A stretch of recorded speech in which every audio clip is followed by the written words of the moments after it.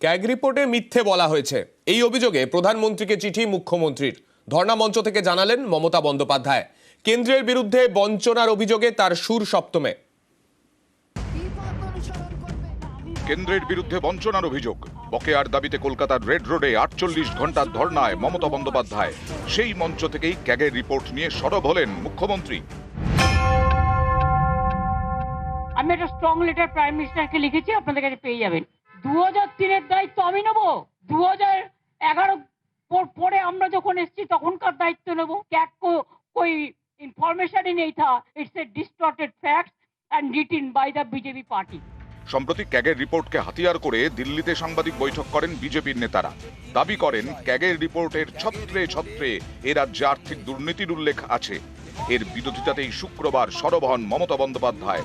সুর চড়ান অভিষেককে নিয়ে এজেন্সির তৎপরতার বিরুদ্ধেও।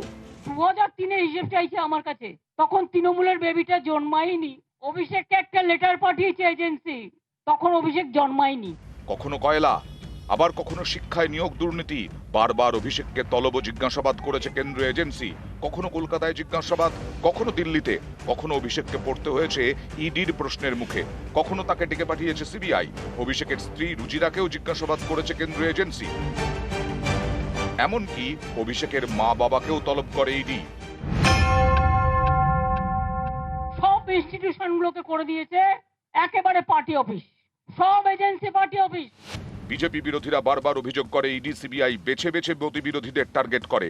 যেমন ঝাড়খণ্ডের হেমন্ত সোরেন, তাকে গ্রেফতার করেছে ইডি। গ্রেফতারের আগে মুখ্যমন্ত্রী পদ ছাড়েন হেমন্ত সোরেন।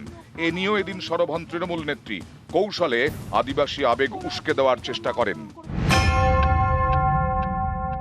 একমাত্র আদিবাসী মুখ্যমন্ত্রী হেমন্ত, তাকে গ্রেফতার করে দিয়েছে। এরপর ওরা কে নেতা হবে সেটা ঠিক করেছে।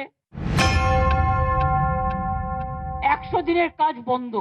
একমাত্র রাজ্য বাংলায় আপনারা টাকা দেননি। বাংলা কি দোষটা করলো? নিউজ 18 বাংলা।